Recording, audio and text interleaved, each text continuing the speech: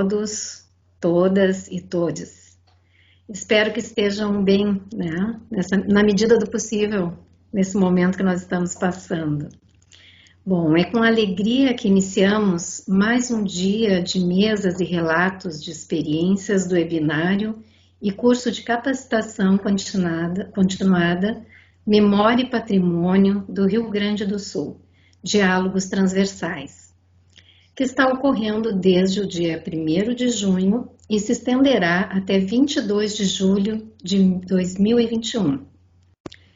Este webinário é uma ação e realização do Colegiado Setorial de Memória e Patrimônio do Rio Grande do Sul, em parceria com a Secretaria de Estado da Cultura do Rio Grande do Sul, Federação das Associações de Municípios do Rio Grande do Sul, FAMURS, Escola de Governo do Estado do Rio Grande do Sul, e temos como apoiadores o Conselho de Arquitetura e Urbanismo do Rio Grande do Sul, o Ministério Público do Estado do Rio Grande do Sul, o Conselho Internacional de Monumentos e Sítios, ICOMOS Brasil, Fórum de Entidades em Defesa do Patrimônio Cultural Brasileiro, Consórcio Público de Saneamento Básico da Bacia Hidrográfica do Rio dos Sinos, PROSINOS, o Conselho Estadual de Cultura, o Conselho Estadual de Educação, Instituto do Patrimônio Histórico e Artístico Nacional, IFAM,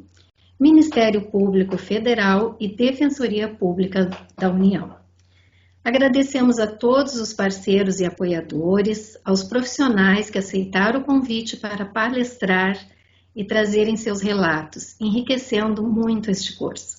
A todos que se inscreveram e a todo o público que vem nos acompanhando. Pedimos, por gentileza, que todos desliguem os seus microfones e câmeras, colaborando com o bom andamento das apresentações e evitando a sobrecarga no sistema. Informamos que as perguntas devem ser encaminhadas pelo chat da sessão e o link para a presença estará disponível também no chat e ele aparecerá durante o transcorrer das atividades. Bom, nessa segunda semana do webinário, quinta-feira, teremos o painel temático 4, Educação e Patrimônio, Escolas e Espaços de Memória. Tendo como viés a sensibilização e ativação do patrimônio enquanto fonte de conhecimento e valorização dos bens materiais e imateriais. Estes são, em essência, os portadores de identidade, história, memória e direitos culturais, incentivando proposições de trabalhos e projetos em educação patrimonial conforme a Base Nacional Curricular. Hoje, nessa mesa, nós teremos na mediação deste painel temático Darlan de Maman Marque. Espero ter acertado o nome. Darlan Marque é membro do Colegiado Setorial de Memória e Patrimônio do Rio Grande do Sul, nosso colega, querido colega, licenciado em História, doutor em Memória Social e Patrimônio Cultural pela UFPEL, onde desenvolveu a tese O Patrimônio antes do Patrimônio e São Miguel das Missões, dos jesuítas à Unesco. Atualmente, integra a coordenação do GT História Cultural, Ampul, Rio Grande do Sul, e atua como pesquisador do Núcleo de Estudos sobre Memória e Patrimônio em Lugares de Sofrimento da UFPEL. Então, eu passo agora a palavra ao Darlan, para iniciarmos a mesa de hoje. Bom trabalho a todos nós. Obrigado, Angelita. Obrigado a todas e todos aqui presentes. É uma alegria muito grande estar na mesa hoje para tratar desse tema tão importante, né, para o campo do patrimônio, que é educação e patrimônio, né, escolas e espaços de memória, com essas duas mulheres, né, que pesquisam, que atuam nessa área e que têm dedicado, né, a sua vida profissional, acadêmica, a pensar sobre essa temática do campo do patrimônio cultural, né, associado à educação. Como a Angelita já disse, vocês podem ir colocando, conforme as nossas painelistas vão fazendo as explanações, as perguntas no chat. a colega depois me passa e eu repasso no momento final das palestras. A gente vai ter um momento de debate, então, como a gente tem feito em todos os painéis desde o início, né? E a gente sempre faz uma atividade até para os painelistas entenderem. Agora vocês fazem esse painel e num segundo momento, a partir das 19h30, tem relatos de experiências, né? De atividades que estão acontecendo no estado em relação ao tema que nós estamos discutindo hoje.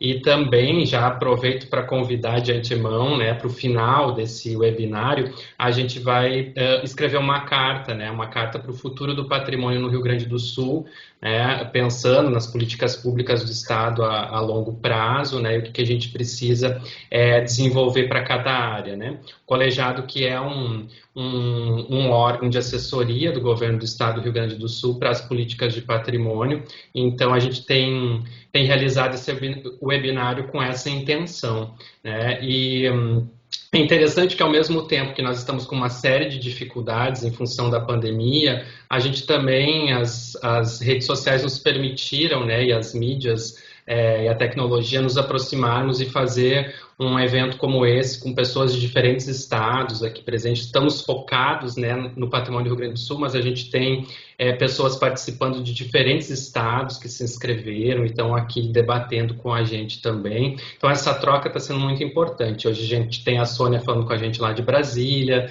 né, a Carmen de Porto Alegre, eu estou aqui em Pelotas. Então, são encontros que talvez presencialmente a gente não conseguiria, né? Mas aqui a gente tem conseguido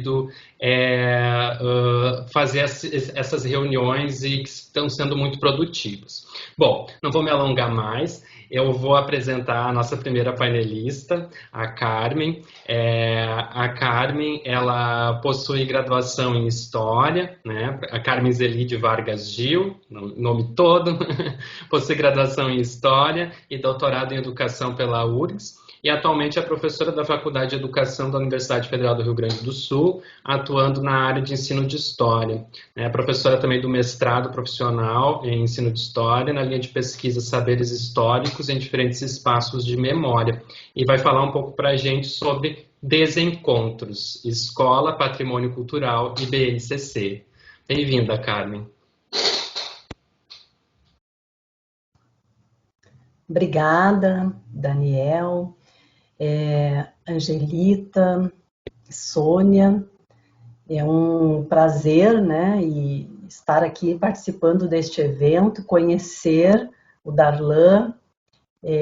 A Sônia já conheço, né, já tenho a possibilidade de acompanhar a produção e a gente utiliza muito, né, nos nossos estudos com os alunos. E saudar os participantes, né? Todos, todas e todos que estão aqui, né? Tem um grupo de professores aí, eu quero, né, fazer uma saudação especial aos professores e professoras. Agradecer, então, o convite do Colegiado Setorial de Memória e Patrimônio, né, para fazer parte desse curso de capacitação continuada em Memória e Patrimônio. Eu pensei em falar de encontros e desencontros, né? Para pensar patrimônio e educação. Tudo certo com o som? Tudo certo. E eu pensei, então, para falar de encontros e desencontros, eu tomei como inspiração um livro do La Rosa, né, do Jorge La Rosa, que é Esperando Não Se Sabe o Quê, sobre o ofício de professor, que é um nome bastante sugestivo para o momento que a gente está vivendo, né? Esperando Não Se Sabe o Quê, sobre o ofício de professor. E neste livro, o La Rosa, ele mostra um professor em exercício, preparando aulas, ministrando cursos, conversando com seus alunos, com seus amigos. E a terceira parte do livro é muito inspiradora porque ela fala de incidências e coincidências. E, na verdade, ali, ele reúne um conjunto de conversas que ocorrem ao longo de 4 meses em cursos e conferências que ele oferece em países da América Latina no final de 2017. Ele apresenta nessas conversas, né, dessa parte do livro, ele apresenta um retrato de um professor conversando com outros professores sobre o que significa ser professor, né? E um destes países que ele passa é o Brasil. E eu trago uma parte desse livro, dessa passagem dele pelo Brasil, quando ele está no Maranhão fazendo uma palestra. E ele diz que ele teve uma tarde livre, né? Tinha uma reunião com a Amped, e ele teve um momento ali antes da reunião, um momento livre, e ele decidiu pegar um táxi e ir até o município de Raposa. E lá ele tomou o barco, em uma enseada, ele tomou o barco e foi, né, para o destino que ele queria. E ele começou nesse caminho, né, nesse percurso de barco, ele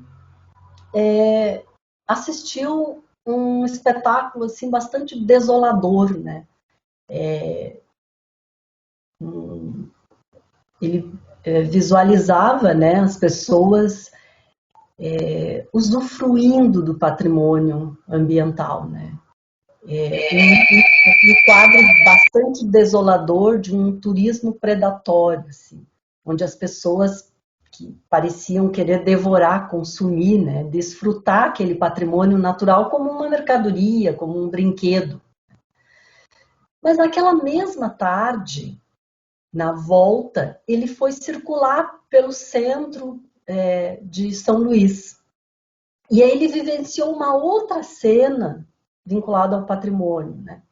Um grupo de estudantes que circulava com a sua professora pela igreja, que eles estavam todos subindo, descendo escadas, brincando, correndo, tirando fotos, né? E ele ficou observando aquela professora com seus alunos naquele patrimônio, né, edificado que estava ali no centro de São Luís, se oferecendo para as pessoas, né, para ser olhado, observado, interrogado, estudado. E quando aquelas crianças que estavam correndo muito, né, entraram na igreja, tudo mudou.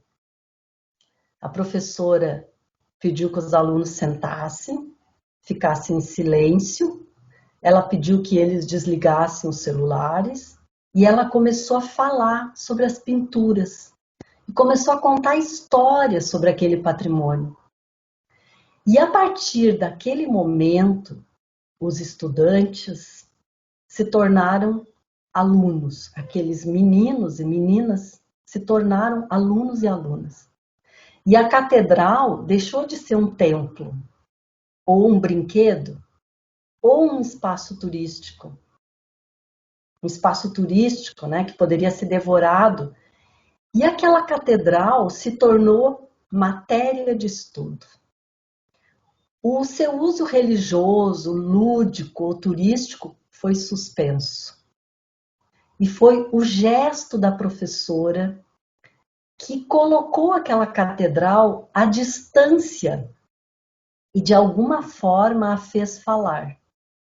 A igreja foi posta à disposição de todos e todas, e todo o esforço da professora foi de orientar a atenção daqueles estudantes para fazer falar o que estava diante de todos, o que estava diante dos olhos daqueles estudantes.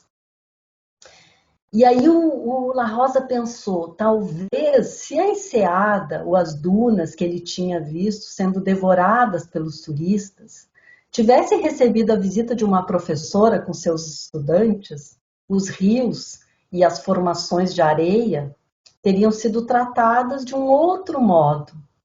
Não como uma matéria de desfrute, né? Mas como uma matéria de estudo.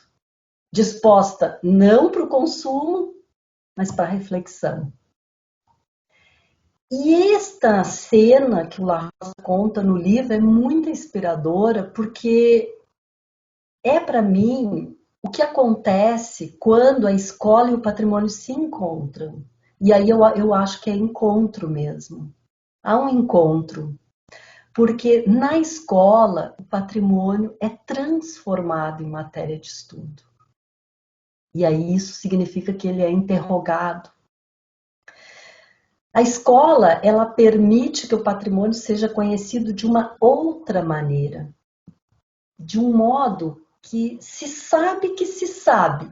E também se sabe que há muita coisa que não se sabe sobre ele. Vejam, os alunos poderiam dizer que conheciam a catedral, que passavam por aquele centro, que circulavam por aquela igreja, mas que não sabiam isso ou aquilo daquela igreja. Sempre tem um aluno que diz: ah, professora, eu passo por aqui sempre, nunca tinha visto dessa forma. E é por isso que La Rosa fala da sala de aula, que alguns denunciam como separada do mundo real. Ele concebe como uma espécie de tímpano, que deixa algo fora, mas sem dúvida é sensível às suas vibrações. Como uma lona cheia de buracos ou um muro perfurado.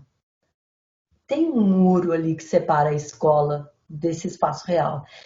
Mas é um muro cheio de buracos, que fica ressoando o mundo lá fora, que deixa entrar o sol. Então é muito interessante pensar a sala de aula assim, a escola assim. E eu recorro a esta cena do La Rosa para pensar a relação entre a escola e o patrimônio como um encontro, né? Porque na sala de aula, então, o patrimônio é colocado à distância das pretensões das políticas de preservação. Na escola, o patrimônio se oferece como uma matéria de estudo, muito mais pelo seu valor de símbolo cultural do que identitário. Com La Rosa, eu afirmo e reafirmo a potência do patrimônio no encontro com a escola. Mas eu me pergunto também se é assim em relação a esse documento que nós temos hoje, né, no Brasil, que é o nosso currículo prescrito, né, a Base Nacional Comum Curricular. E eu não sei, eu fico me perguntando se a gente pode falar de encontros, nesse caso, ou de desencontros, né? A versão da base, ela, que foi homologada em 2017, eu estou falando aqui da base do ensino fundamental, né? Esse documento, de certa forma, ele disse o que crianças e jovens deveriam continuar aprendendo em história, porque eu vou trazer alguns dados de um estudo que a gente fez em relação a patrimônio na base do ensino fundamental na disciplina de história, né? E a resposta que esse documento traz é um modelo liberal de educação, né, por habilidades e competências, quer dizer, venceu um conteúdo disposto na forma de competências e habilidades, com uma temporalidade linear e a centralidade na história da Europa, né?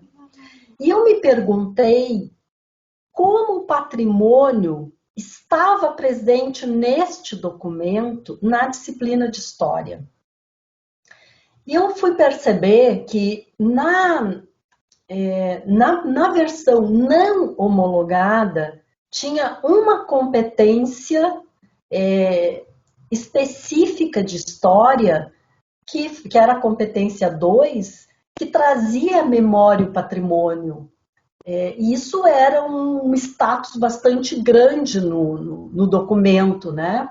Compor, porque o documento é organizado em competências gerais, específicas das áreas e depois dos componentes, e habilidades, né? E depois, então, antes tem os objetos de conhecimento e as habilidades. Na versão homologada, o patrimônio e a memória, eles estão presentes nas habilidades somente, né? E mais no ensino, nos anos iniciais do fundamental.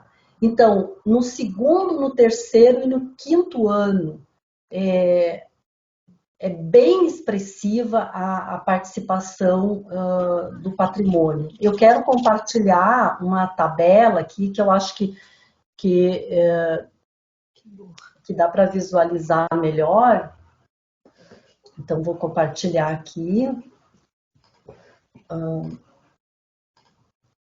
Então, vocês estão visualizando, né, o segundo, o terceiro e o quinto ano. Eu destaquei aqui as habilidades. Então, vejam, o segundo ano tem 11 habilidades.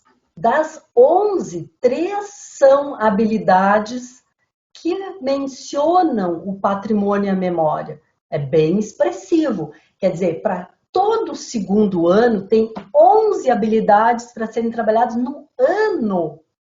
E 3 são de patrimônio e memória. Então, é bem expressivo. No terceiro ano, são 12 habilidades. 3 são de patrimônio e memória. No quinto ano, são 10 habilidades. 2 são de patrimônio e memória. E o tema do patrimônio e da memória também é mencionado nos textos introdutórios da base. Então, na base, nos anos iniciais, até o quinto ano, há uma participação do patrimônio bastante expressiva. E eu fui me perguntar como que o patrimônio se apresenta nesse documento, né? Então, só pelos verbos, porque em função do tempo não vou aprofundar essa reflexão, né? Mas a gente está concluindo um artigo sobre essa análise. Vejam, selecionar, identificar e inventariar. Então, esses verbos, eles já sinalizam como uma certa operação com o patrimônio. Então, é muito interessante o verbo inventariar estar aqui, né? E a Sônia vai discutir mais sobre isso. Mas vejam que identificar e selecionar e a perspectiva é da valorização das memórias e do patrimônio, tá? Embora o verbo inventariar sinaliza, né, uma participação dessas comunidades, das escolas, dos alunos, né, uma certa escuta do que são, do que tem significado para eles, né? E aí eu fui, então, o que nós fizemos, né? A gente foi analisar os documentos curriculares dos estados. Por quê? Após a homologação da base, no final de 2017, a do ensino fundamental, os estados tinham um tempo para reorganizar os seus currículos. E daí nós fomos analisar todos os documentos curriculares dos estados na disciplina de história e verificar como o patrimônio estava representado ali. Será que os estados mantiveram esta mesma orientação da BNCC ou foram além? Então, eu vou mostrar uma outra tabela que a gente tem aqui uma visualização. Então, vejam, aqui nesse primeiro, em que anos, né? Todos os estados, ó. Então, vocês podem observar que o segundo, o terceiro e o quinto ano predominam todos, porque eles são obrigados a seguir o que está na base, eles só vão ampliar, né? Então, eles seguem, mas ampliam. Olha aqui, até o nono ano, ó, vejam. Então, alguns estados colocam no primeiro ano, outros estados, o sexto ano, ó, tem uma ampliação bem considerável. Depois, o sétimo ano, menos. E o nono ano é muito pouco, ó, muito pouco.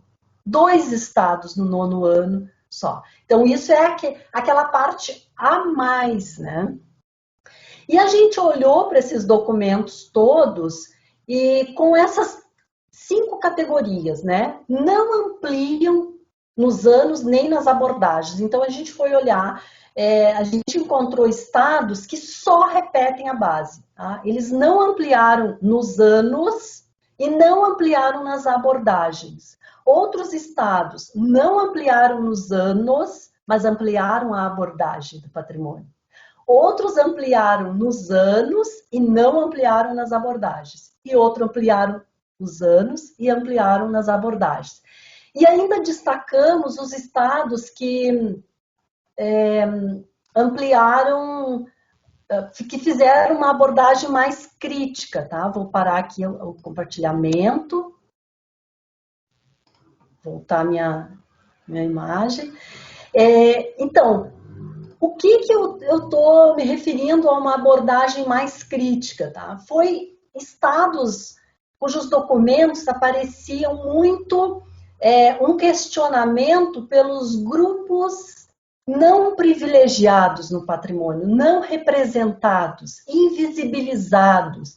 E muitos estados com uma referência muito forte aos patrimônios afro-brasileiros e indígenas, de comunidades ribeirinhas, uma presença bastante considerável assim, de patrimônio de afrodescendentes, povos e comunidades tradicionais, patrimônio arqueológico, e o patrimônio como fonte, como documento. Isso é uma coisa muito interessante. Assim, tem um conjunto expressivo de estados que indicam uma forma de operar com o patrimônio como um documento, como uma fonte mesmo, a ser interrogada.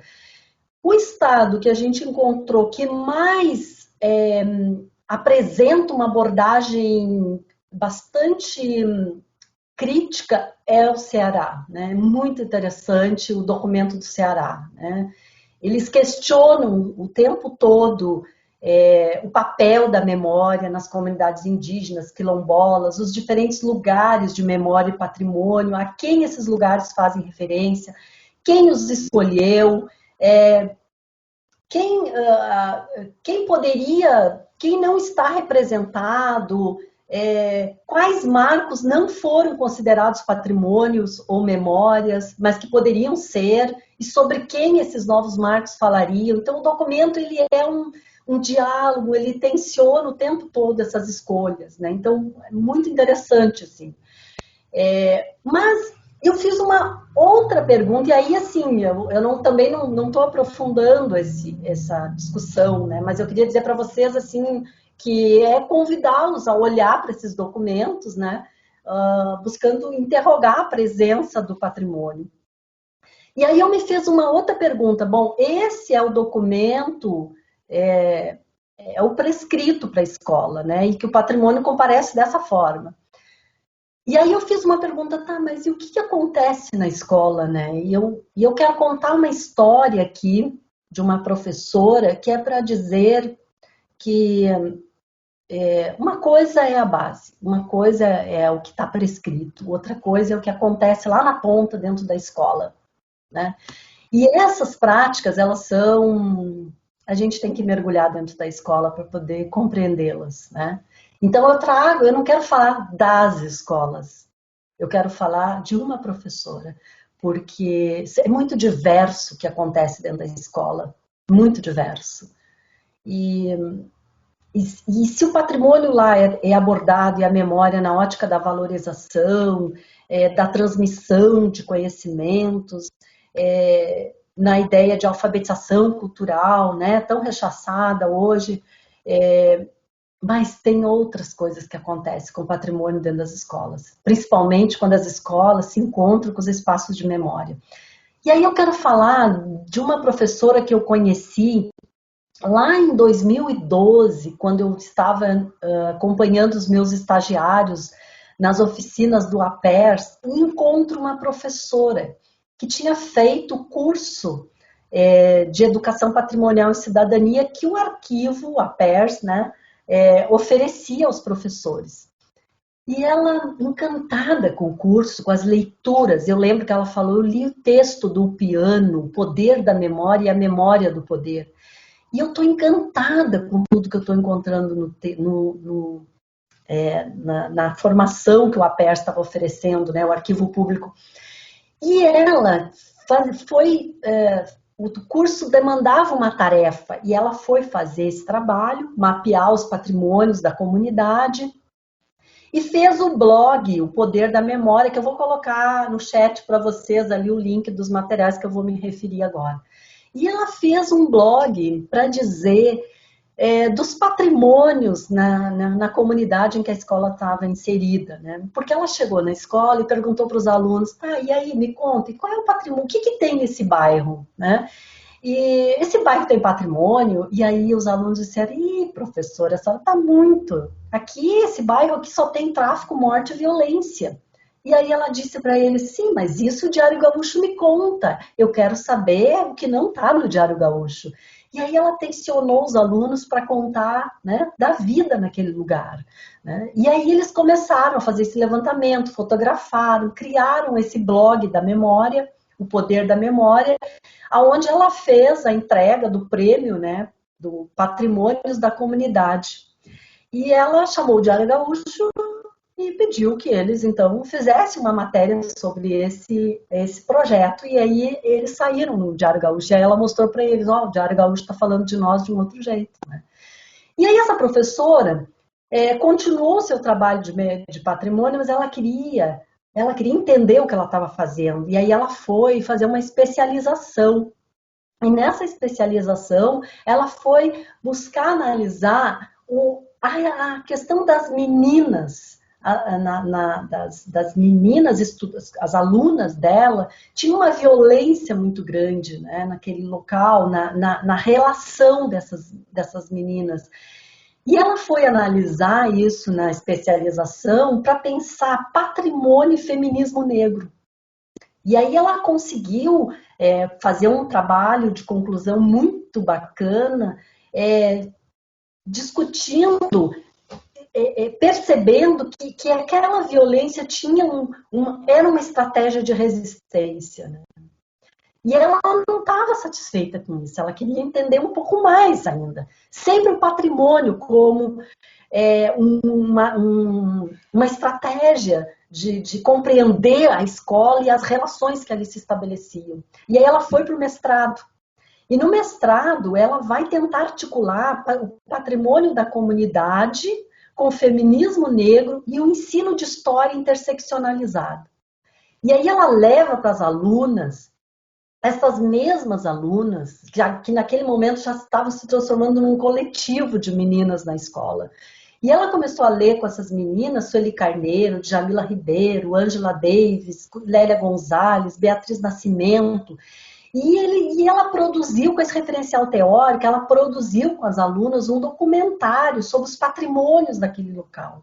Mas na perspectiva com esse referencial, ela conseguiu pensar um ensino de história situado. E aí, que ela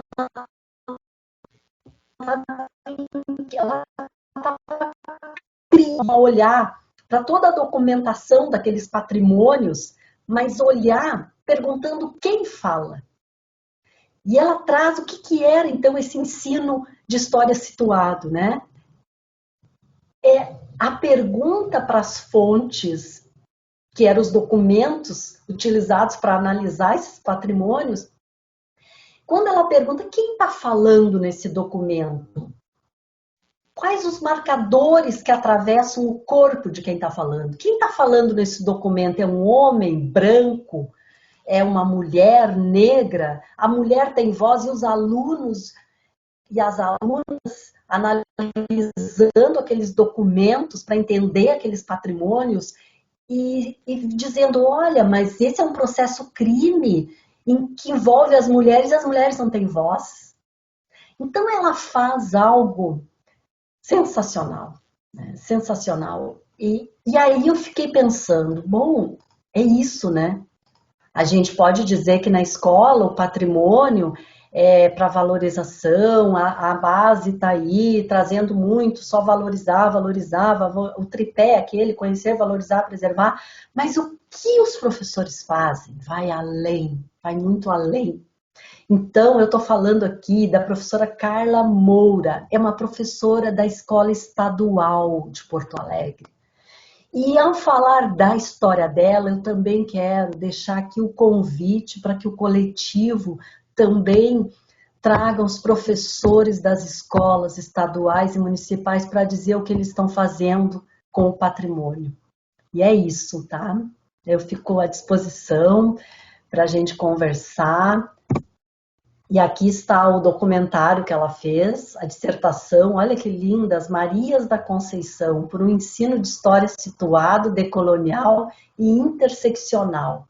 E o blog O Poder da Memória. A trajetória dessa professora é muito bonita, gente, muito bonita.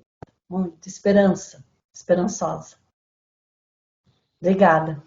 Obrigada, Karen, obrigado por trazer essa experiência fantástica para a gente debater aqui. É inspirador, né? Quando a gente consegue chegar a um trabalho que se conclui, que traz, né, que chega nas pessoas, que toca, sobretudo nesses espaços, às vezes, no qual as políticas públicas não chegam, né, como deveriam, e esses professores aí, apesar de todas as dificuldades, fazendo a diferença, né? E é sobre isso, então, para dar seguimento ao nosso painel, que eu vou apresentar a minha querida amiga Sônia, né, uma das minhas madrinhas, assim, inspiradoras no campo da pesquisa no patrimônio. A Sônia, ela é socióloga, né, com mestrado em educação pela Unicamp, especialista em sociologia rural também pela Unicamp e em políticas públicas de proteção e desenvolvimento social pela INAP, do Distrito Federal. Servidora do Instituto do Patrimônio Histórico e Artístico Nacional, IFAM, ela chefia, né, no IFAM o Núcleo de Educação Patrimonial e também atua como professora colaboradora no mestrado profissional em Preservação do Patrimônio Cultural, do IFAM, e é sócia do ICOMOS Brasil, né, no qual ela coordena o Comitê Científico de Interpretações do Patrimônio. Hoje a Sônia vai falar um pouquinho para a gente, então, sobre educação patrimonial e inventários participativos na escola. Obrigado, Sônia. Oi, Darlan, eu que agradeço o convite. Estou lembrando do Fórum Juvenil do Patrimônio Mundial em 2010, né? Foi um evento muito incrível, que a gente reuniu jovens de todos os estados e de 15 países da América Latina. Darlan foi o selecionado do Rio Grande do Sul, né? A gente fez a seleção pela internet, e ele começou essa história lá, em 2010. Exatamente. Né? Eram jovens de 18 a 24 anos, mais ou menos. Você estava na graduação, né, Darlan? Estava na graduação, exatamente. Foi feito um vídeo lindo, eles fizeram, roteirizaram, editaram, e a gente viajou por 4 sítios do Patrimônio Mundial no Brasil, né? E entre eles, São Miguel das Missões e São Inácio Mini, na Argentina. E aí eu conheci o Darlan lá e nunca mais perdemos contato. Muito obrigada pelo convite, acho que a conversa é muito boa, o relato que a Carmen traz, né, que a professora Carmen traz, vai ao encontro das coisas que eu vou falar também, né, que é essa ideia do patrimônio como recurso, né, o patrimônio como recurso na escola e como recurso na sociedade também, né, um elemento agregador no sentido de juntar pessoas que defendem o seu jeito de ser e estar no mundo, né. Então, eu acho que usar o patrimônio como recurso é muito interessante nesse sentido, não só como recurso de conteúdo, né, porque é isso que a professora Carmen falou, acaba trazendo debate sobre sociedade, sobre modelo de sociedade, sobre desejos de futuro, sobre o que a gente quer mesmo, né? E também como recurso político mesmo, né? Nessa defesa do direito à memória e do direito ao patrimônio, né? Então, gente, hoje eu vou trazer uma experiência, né? Porque a gente não tem muito tempo. Uma experiência de uso dos inventários participativos, né? E eu já pedi para o Darlan colocar o link, tá tudo que eu vou falar aqui está disponível no site do IFAM para download, né? Mas foi um projeto que a gente fez no contexto, né, da candidatura brasileira, né, de 19 fortificações brasileiras a patrimônio mundial, né, como bem seriado, né, na lista indicativa. Então, essas 19 fortificações brasileiras estão em 10 estados, né, e a gente concorreu nesse edital, né, da Embaixada da Holanda, por isso que elas estão como parceiro ali, né, no sentido de fomentar, né, atividades de valorização e preservação do patrimônio em países de patrimônio comum, né? Então, nós escolhemos o estado de Pernambuco, né, a cidade de Recife e Ilha de Itamaracá, para pensar o inventário participativo nas escolas, né, que eu acho que é isso que a gente vai focar um pouco, né, na apresentação do projeto. Eu trouxe bastante foto, mas eu queria antes falar um pouquinho, pode passar, Dalan? Queria falar um pouquinho, né, o que hoje a gente tem, né, no IPHAN, desde 2016, uma portaria que trata dos princípios, né, das diretrizes da educação patrimonial como instituição, né?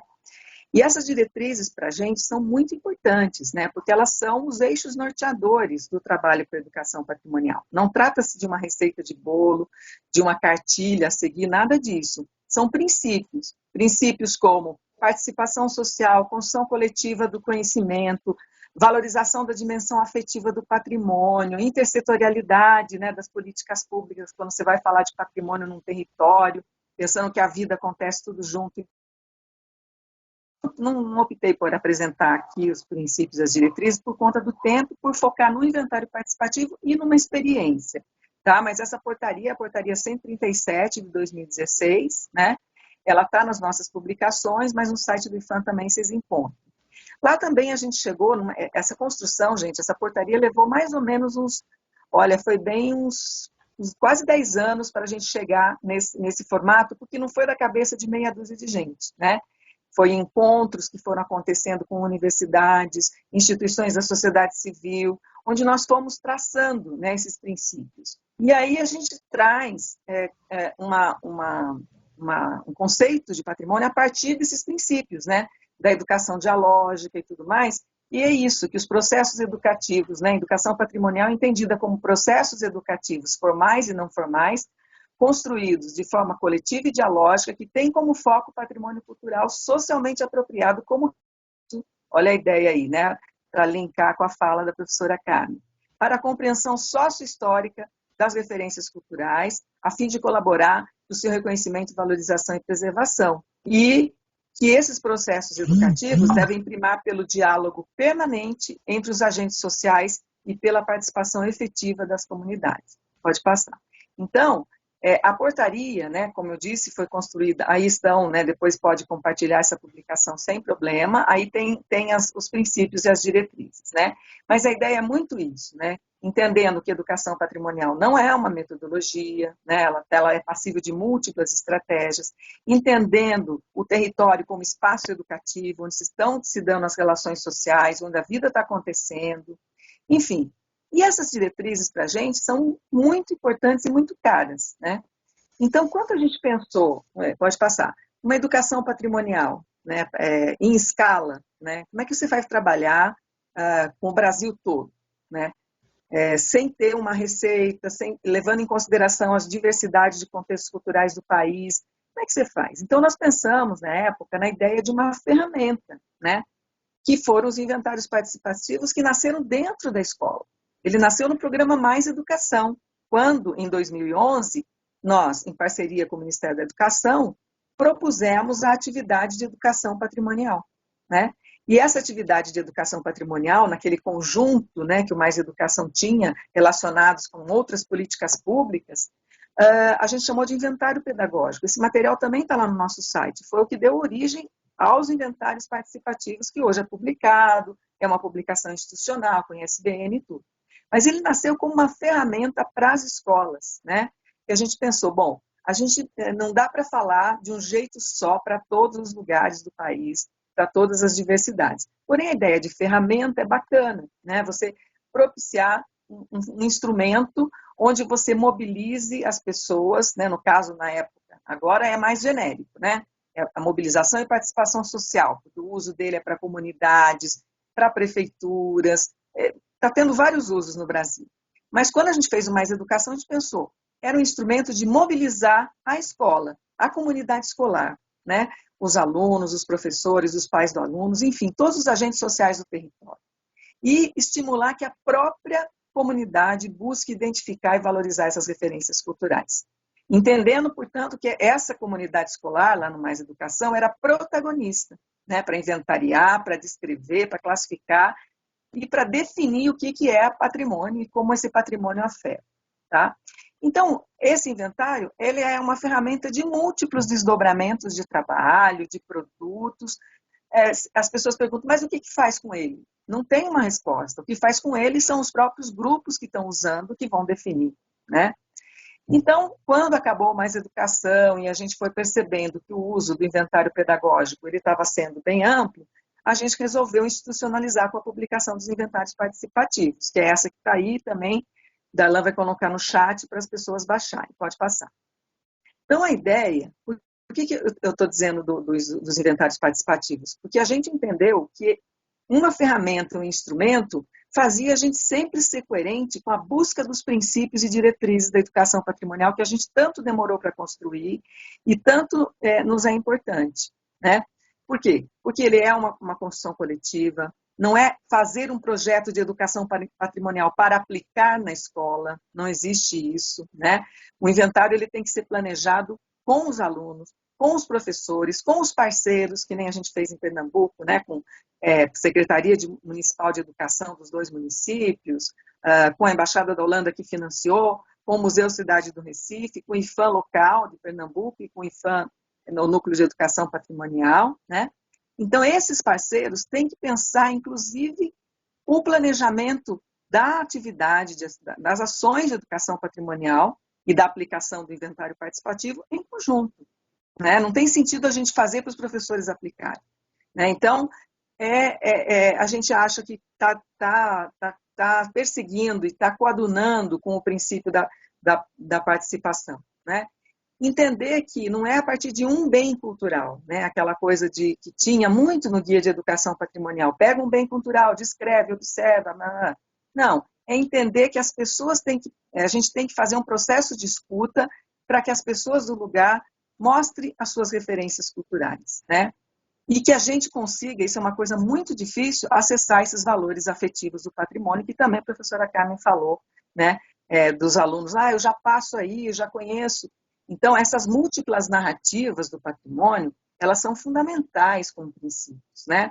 Então, a gente pode ter a nossa narrativa de técnico, de historiador, de arquiteto, de professor, de pesquisador do assunto, mas a nossa narrativa não é, né, a mais importante e tem que estar numa horizontalidade com as narrativas dessas pessoas que moram naquele lugar, que são os valores cotidianos, os valores afetivos. O professor Lupiano chama de dimensão afetiva do patrimônio, né?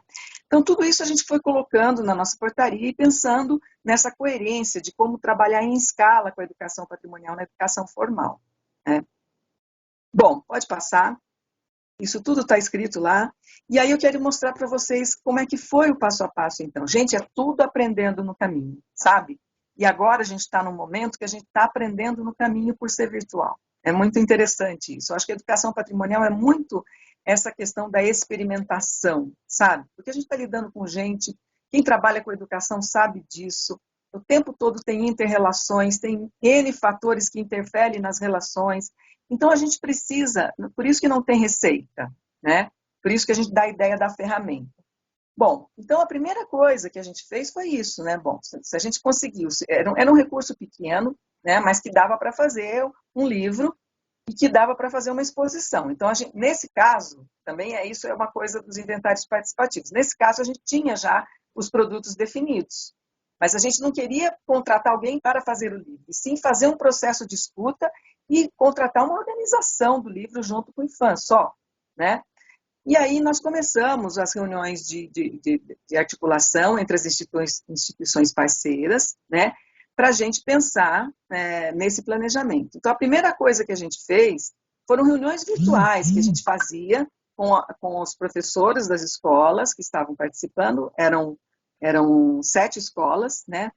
4 em Recife, isso, e 3 na ilha de Itamaracá, com o IFAM, com o Museu Cidade do Recife, e aí nós planejamos primeiro virtualmente, já naquela época, né?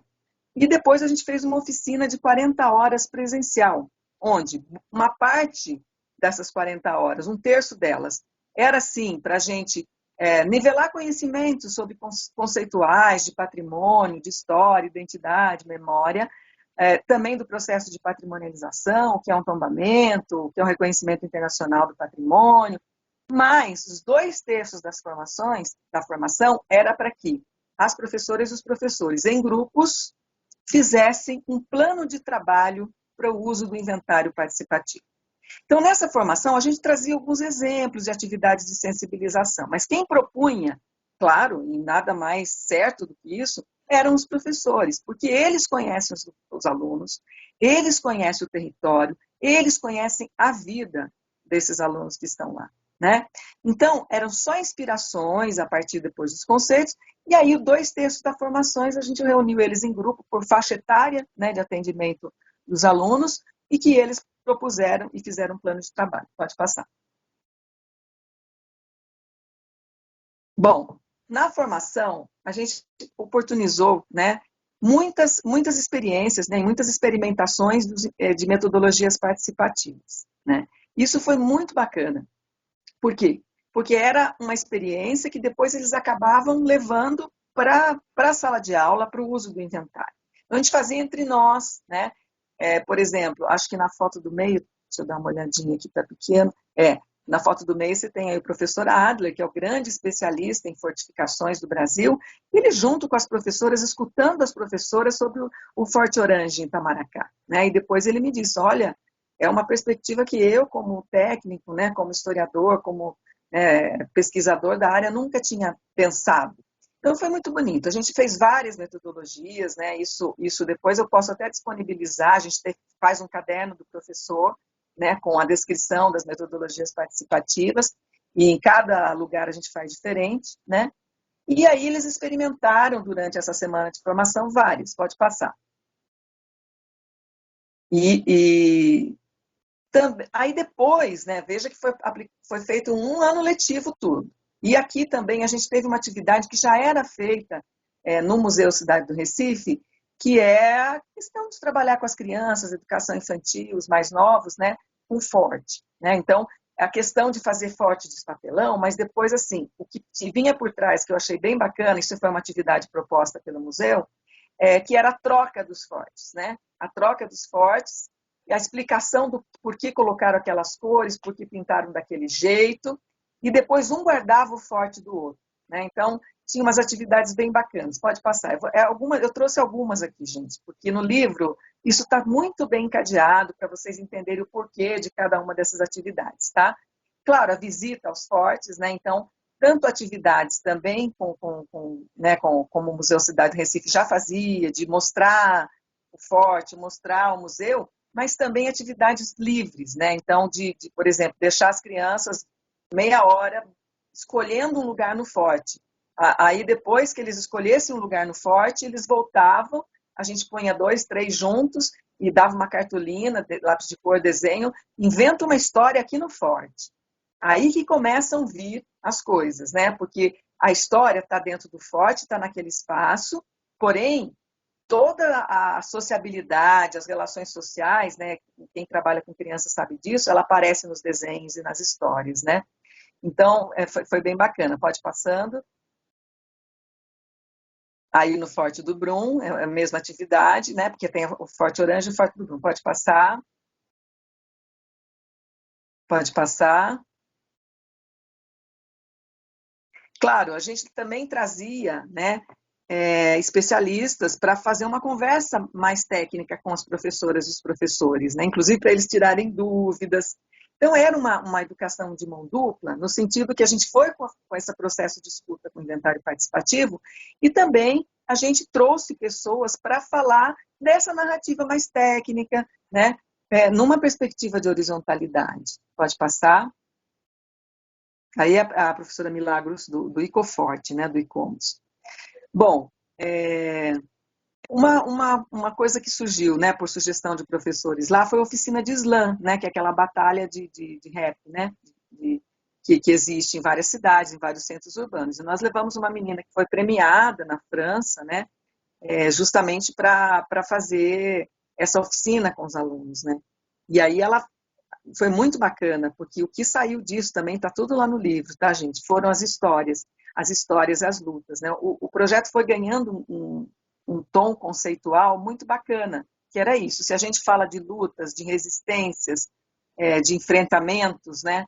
De munições no universo das fortificações, então quais são as lutas das pessoas nesse território, né? Quais são os seus enfrentamentos?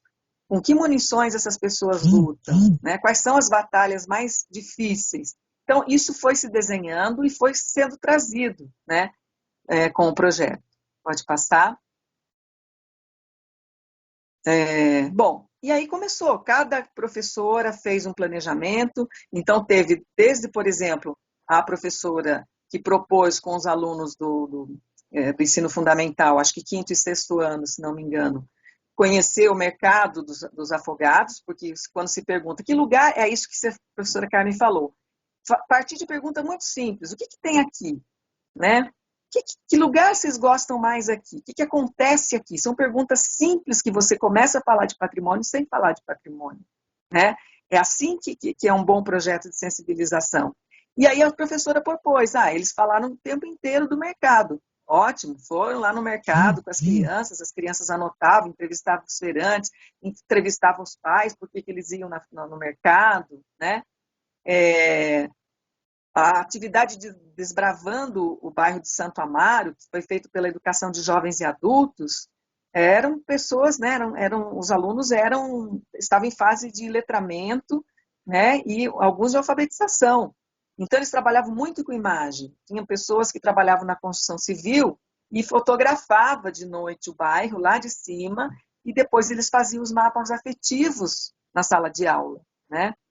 Enfim, Lia de Itamaracá, né? Ciranda com a Lia, não tinha como não chamar a Lia, a professora chamou, ela fez ciranda com as crianças na praia, foi muito bonito.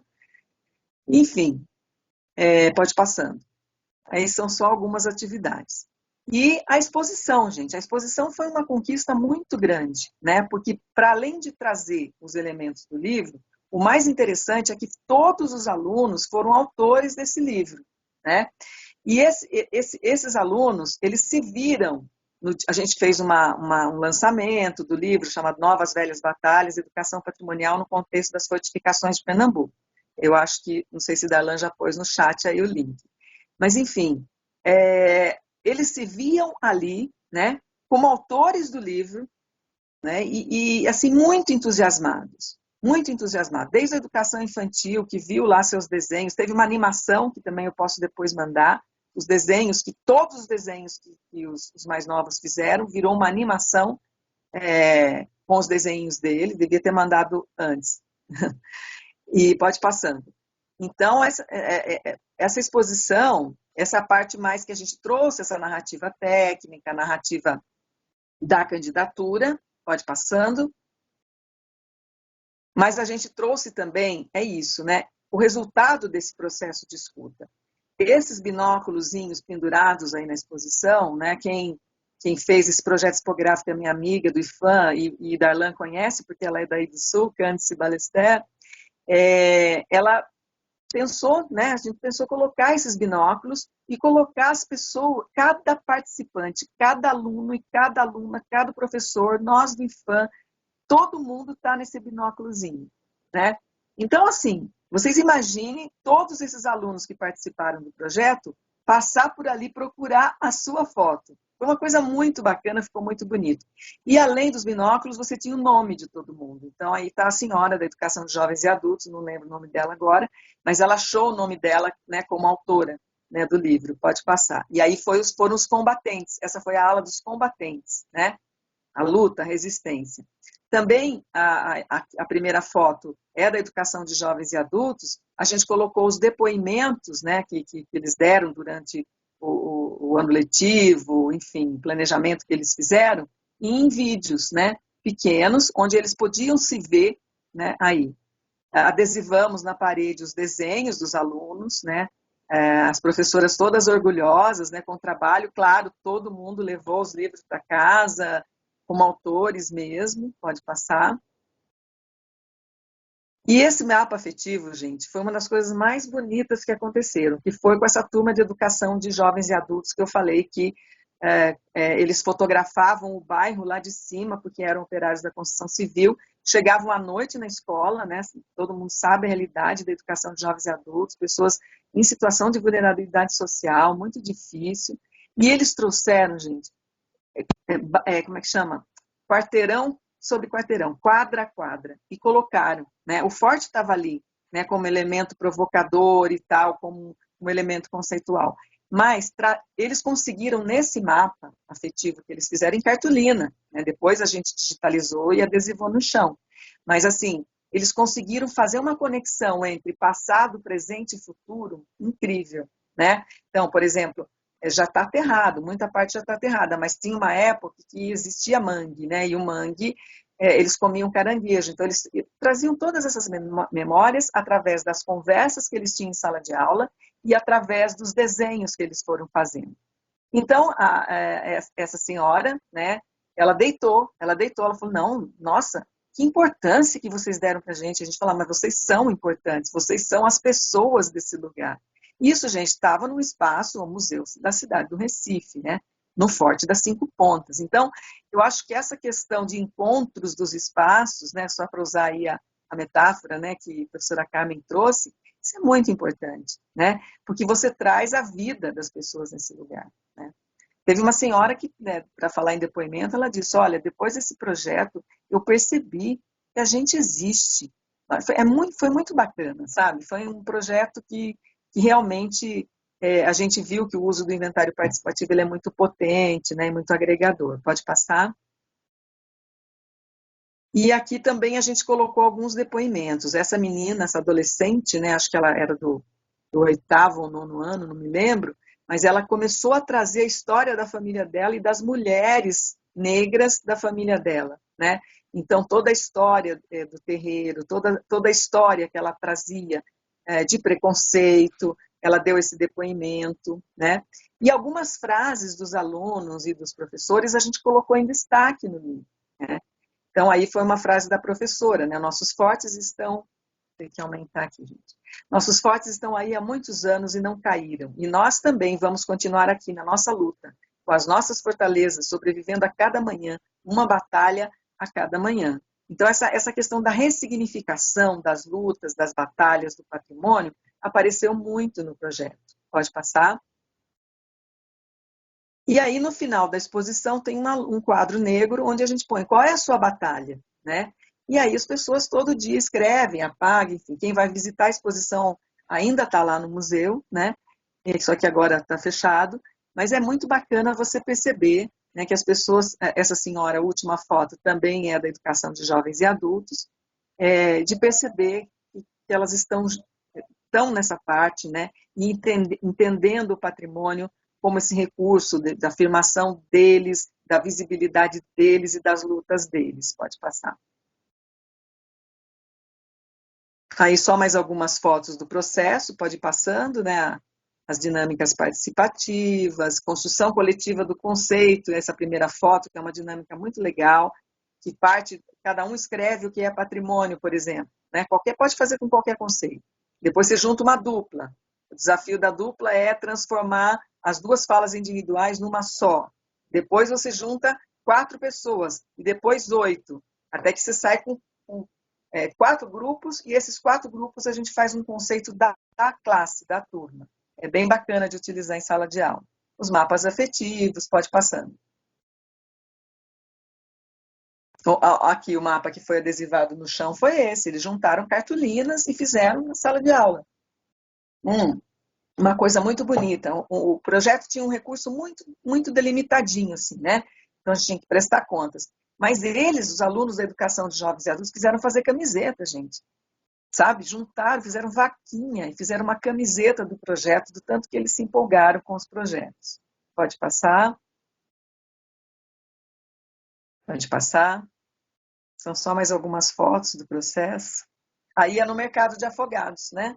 Onde as crianças foram com pranchetinha na mão, entrevistando, né, os feirantes, perguntando da feira. Pode passar. Rodas de conversa também. E aí a nossa equipe, né, que a gente fez a foto no dia do lançamento do livro.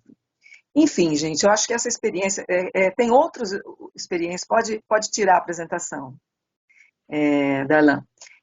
Tem outras experiências de inventários participativos, né? A gente tem algumas no site, a gente fez aqui também com a Escola de Ceilândia, que é uma região administrativa aqui de Brasília, uma cidade satélite, né, de vulnerabilidade social, onde eles apresentaram e chama Ceilândia, Minha Quebrada é Maior que o Mundo.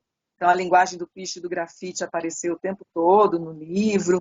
Isso também já está disponível lá para download, né? E a ideia é essa, né, gente? Eu acho que pensar o patrimônio como esse elemento agregador e como recurso e estratégia, e que as pessoas usem para a sua defesa do direito à memória e do direito ao patrimônio, né?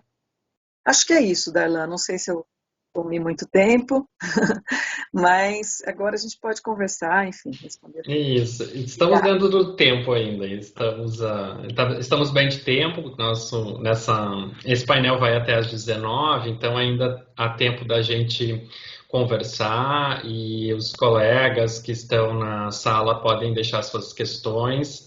E eu vou lendo. Primeiramente, queria agradecer, né, por essas explanações tão necessárias, assim, antes de tudo, para a gente, né, para pensar a política pública aqui no Rio Grande do Sul, voltada ao patrimônio. E essa necessidade de caminhar junto, né, a Secretaria de Cultura com a Secretaria de Educação, né, os conselhos estarem aqui representados nesse webinário, eu acho que só por isso já é um marco a gente ter conseguido reunir tantos grupos da sociedade envolvidos com o patrimônio, né, que a gente possa, de alguma maneira, conseguir fazer com que esse encontro frutifique, né, e a explanação de vocês, as experiências de pesquisa, engrandecem e, ao mesmo tempo, também fazem com que a gente pense nos desafios que temos para transformar tudo isso em política pública, né? E é um pouco nesse sentido, assim, que antes de eu fazer as perguntas dos colegas aqui, para a gente, queria ouvi-los depois sobre isso, né? Sobre como a gente pode transformar isso em política, né? Através do Estado do Rio Grande do Sul, através dos grupos, né? Como vocês pensam que o Estado poderia atuar no sentido de ter um plano, talvez estadual, de patrimônio, de educação para o patrimônio, né? Se isso é viável, a Carmen, que é daqui, como ela, né, nessa comparação que ela faz com outros estados, né, poderia falar um pouquinho sobre isso, como ela percebe o caso do Rio Grande do Sul em relação aos outros estados, né? E pensar nisso tudo, nesse olhar crítico, né, que a gente deveria lançar sobre o patrimônio cultural quando trabalhamos com ele. Enquanto vocês falavam, eu estava tomando meu chimarrão aqui, e aí olhando para a minha cuia, né, a minha cuia, ela tem aqui as representações do estado, né? A gente tem aqui o Laçador, as ruínas de São Miguel, tem um cavalo, tem um gaúcho tomando mate, representando talvez a campanha, né, o mapa do estado, algumas uvas e paisagens que remetem à Serra Gaúcha, né? Então, também há aí toda uma retórica, né, de como nos pensamos como gaúchos, né?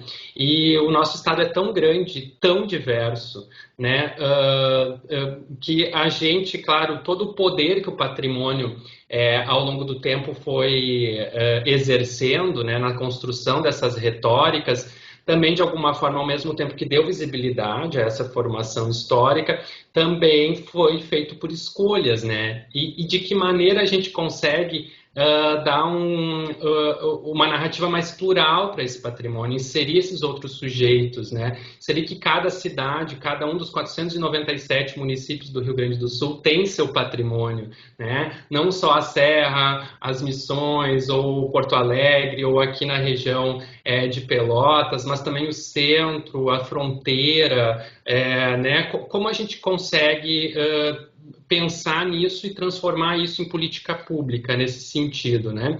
E esse caráter crítico, vocês compreendem esse caráter crítico, né?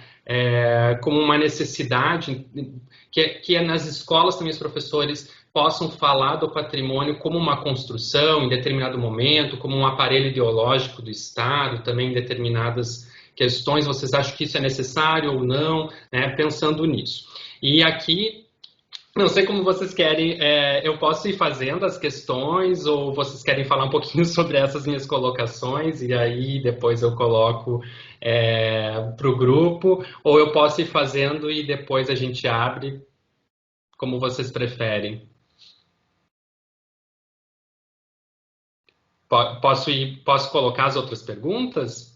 Vou fazendo assim, tá? Aqui, a Sandra Soster disse sobre a fala da Carmen, né? Essa tabela do patrimônio e memória na grade curricular está disponível em alguma publicação, Carmen?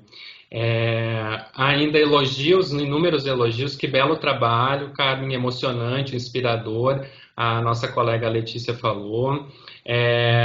A Sandra também fala da experiência muito bonita. A Gláucia, a Cláudia, o Gustavo, a Franciele, todo mundo falando, agradecendo a Carmen, a inspiradora fala.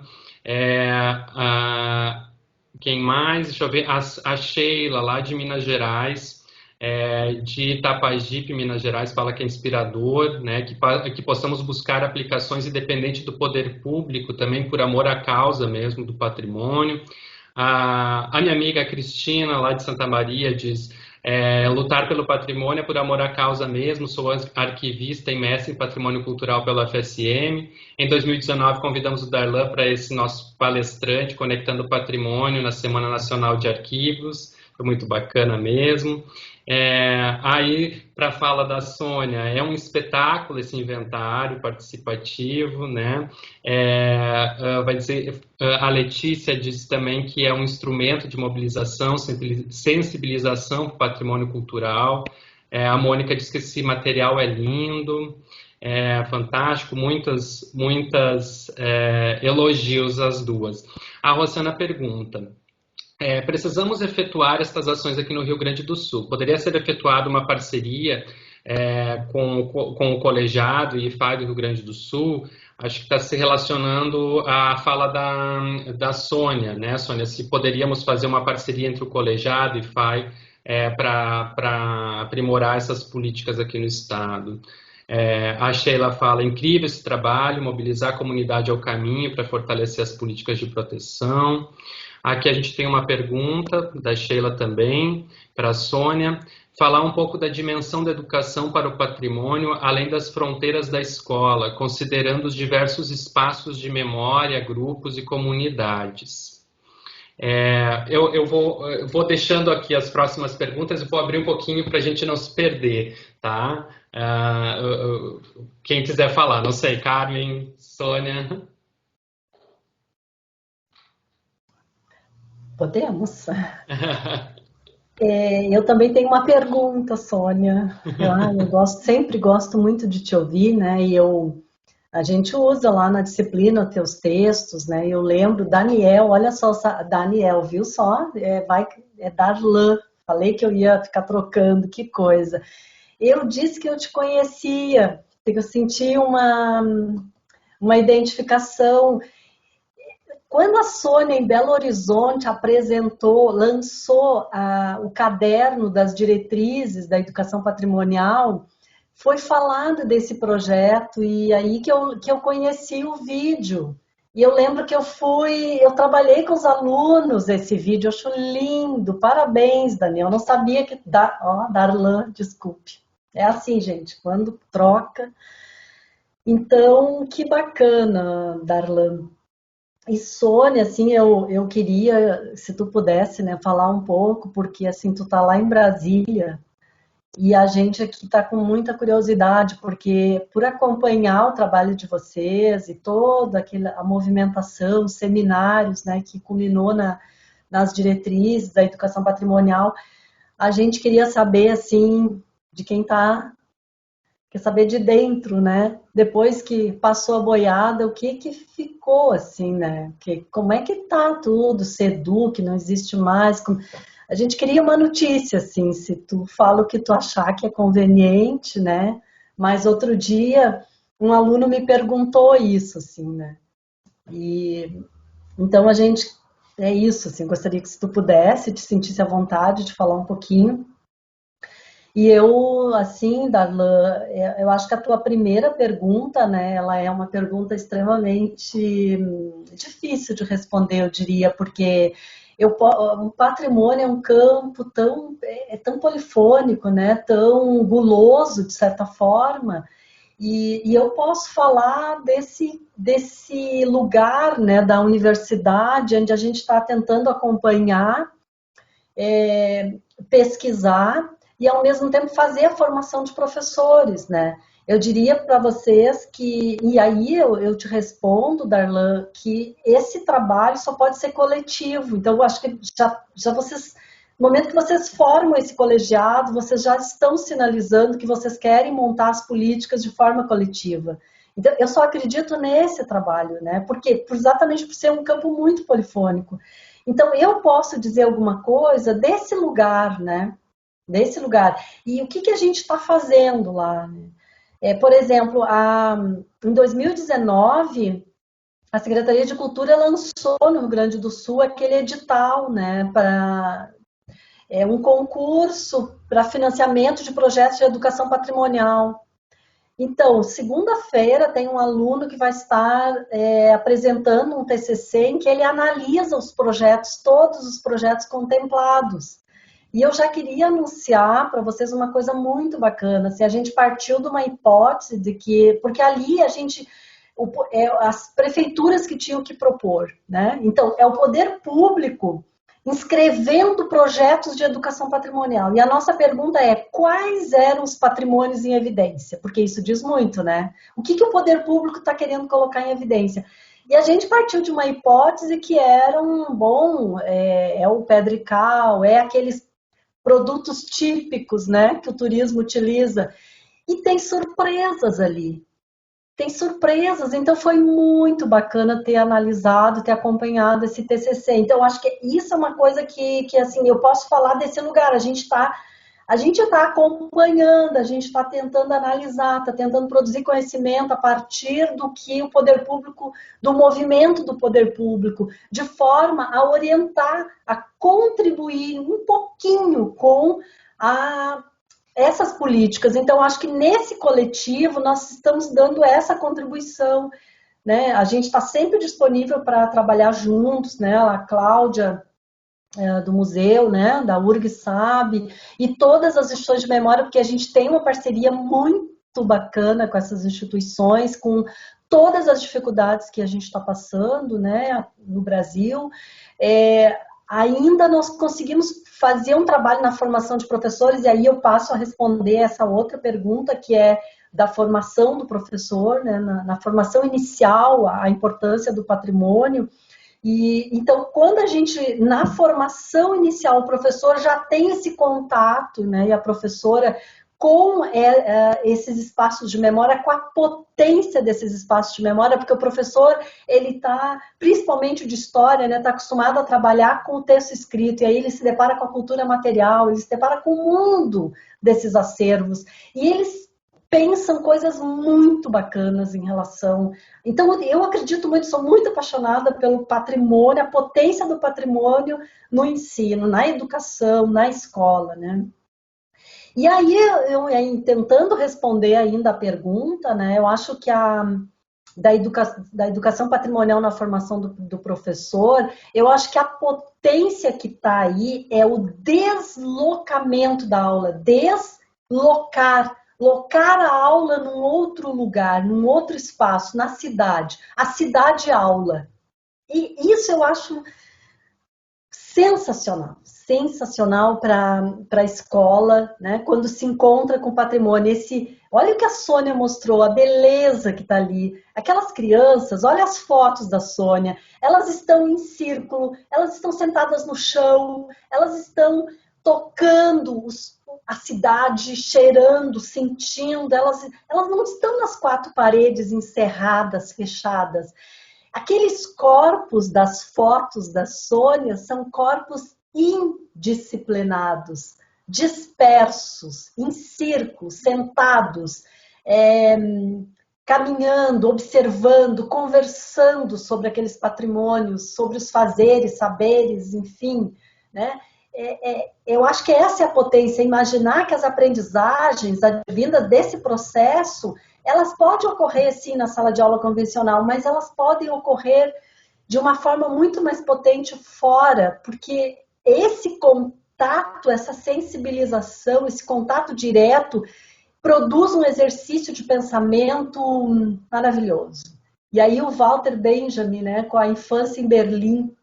Então, isso de observar, né, de sentir, para mim é essa potência, né? Então, eu diria que, claro, a gente precisa ainda olhar mais para o que está invisibilizado, né? Outro dia, inspirado pelo texto do Tolentino, ele fala muito da educação patrimonial decolonial, as 5 falácias, né, o que não é educação patrimonial, e lá ele faz uma crítica às ditas visitas aos centros históricos, né, que é para confirmar uma história positivista, né, vamos no monumento tal, no prédio tal, só na monumentalidade. E daí ele fala dessas práticas invisibilizadas ali, né. E aí, inspirada nesse texto, a gente organizou um roteiro pelos becos de Porto Alegre, os antigos becos da cidade, né? E nos acompanhou a Ana Luísa, que fez um trabalho sobre os becos, e um grafiteiro, porque casualmente os grafiteiros escolhem grafitar os lugares hoje dos antigos becos, né? O lugar da exclusão. Então, é isso, sabe? Eu não sei o nome de quem me fez a pergunta, mas é essa potência da educação patrimonial. Essa educação patrimonial que a Sônia falou, que não é uma metodologia, ela é muito potente para ser um caminho, um método. Ela é muitas possibilidades, né? Ela é um desenho muito potente. E olha, a maravilha do que a Sônia mostrou. E a tabela, nós estamos revisando o artigo, ele vai ser publicado. Daí, assim que estiver publicado, está disponível, tá? Eu acho que eu me estendi, desculpa aí. Não, tá ótimo, cara, é muito bom. Até para avisar que a Sônia falou de alguns materiais, alguns me enviaste em PDF, né? Então, se vocês tiverem outros materiais, a gente vai ter um espaço depois lá dentro do EGOV que a gente vai disponibilizar esse material, tá, para o pessoal. Então, o pessoal que está participando, a gente não tem agora, mas logo a gente vai ter essa ferramenta para disponibilizar para todo mundo. Alguns links o pessoal já foi colocando aqui. Sônia, por favor. Não, é isso. Tá? No site do IFAM, o caminho é muito simples. Você vai lá na aba Patrimônio Cultural, Educação Patrimonial, e aí todas as publicações que estão disponíveis para download estão lá. O que eu não te mandei foi essa animação, né, que foi feita com os desenhos das crianças no projeto. Esse eu posso te mandar, porque é muito legal, gente, sobretudo para professores que trabalham com educação infantil. Mas só que os desenhos foi de todo mundo, da educação de jovens e adultos, todos os desenhos foram aproveitados na animação. Ficou muito, muito bonitinho, depois eu mando. Bom, em relação a transformar a educação patrimonial em política pública, né, eu também concordo com a professora Carmen que essa questão do colegiado já é um passo enorme, assim, né? Porque, assim, um dos princípios que a gente trabalha é o trabalho em rede, né? Primeiro porque o lugar de fala e de ação de cada instituição, de cada pessoa é diferente. Isso se for bem construído, isso só soma, né? Porque você tem o poder público, você tem as ONGs, você tem as instituições de ensino, você tem as escolas e você tem o espaço da cidade, né? Então, tudo isso eu acho que é fundamental, sabe? E aí eu penso muito, Darlan, que é possível se pensar numa legislação de princípios e diretrizes, né? Ao invés de pensar tem que fazer isso, tem que fazer aquilo, porque os princípios e diretrizes, eles trazem um norte de ação, né? A gente fez isso com a nossa portaria e aqui no governo do Distrito Federal também. O GDF tem uma portaria de educação patrimonial onde traz esses princípios. E claro, daí como é do ambiente da educação formal, a gente posso até depois te mandar, né, o modelo. Porque aí eles também trazem alguns encaminhamentos, né, como o trabalho nas escolas, uma semana da educação patrimonial de reflexões e debates, parceria com as universidades, enfim. Eu acho porque hoje em dia eu penso muito que a gente tem que sistematizar marcos legais, sabe? E porque eles são fundamentais, né? E aí já respondendo a Carmen, os marcos legais nos permitem uma ancoragem, né? Uma ancoragem no que a gente pode e deve fazer como Estado, no caso que eu estou numa instituição federal, né?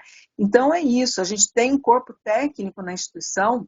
Eu falo que é tudo assim, militante mesmo e remanescente. O nosso concurso, né, o meu de 2006, 70% saiu, de 2010, mais de 60%, por conta das carreiras da cultura, enfim, vocês sabem a história. Então as pessoas são muito comprometidas, sabe? As pessoas são viscerais mesmo. E aí é isso, você se ancorar, né, em marcos legais é muito importante nesse contexto, gente. É muito importante, né? Porque aí, por isso que a gente gostou de conseguir a nossa portaria em 2016, porque é isso, são os princípios, a gente sempre se refere a ela, né? Porque educação patrimonial hoje é um consenso no discurso e um total dissenso na prática, né? Você tem de tudo chamado de educação patrimonial, inclusive bastante ainda, dentro dos órgãos de preservação, né? Práticas de educação patrimonial muito instrutivistas, né? De mão única, de levar o conhecimento, ainda tem muito. Então, é fundamental esse lado que você falou, esse caráter crítico, né? Me lembro aqui um texto da professora Simone Sifoni, da USP, que ela problematiza essa ideia do conhecer para preservar, né? Porque é um texto muito bom, depois também mando, onde ela traz essa reflexão. Todo mundo fica falando, a população destrói o patrimônio, a população... Oi? Né? De que população a gente está falando? Quem que sabe o que é patrimônio e não quer que o patrimônio se preserve? Então, é muito despolitizador falar que basta conhecer para preservar. No momento histórico, isso foi verdade, na década de 30 e 40, onde começou a se discutir as questões de preservação do patrimônio, inclusive marcos legais, enfim, fundação do IPHAN, era mesmo. Olha, gente, precisa conhecer, isso é patrimônio, a gente precisa ter uma lei no Brasil. Então, isso foi... Agora, esse é um discurso completamente despolitizador, né? Porque não basta conhecer para preservar.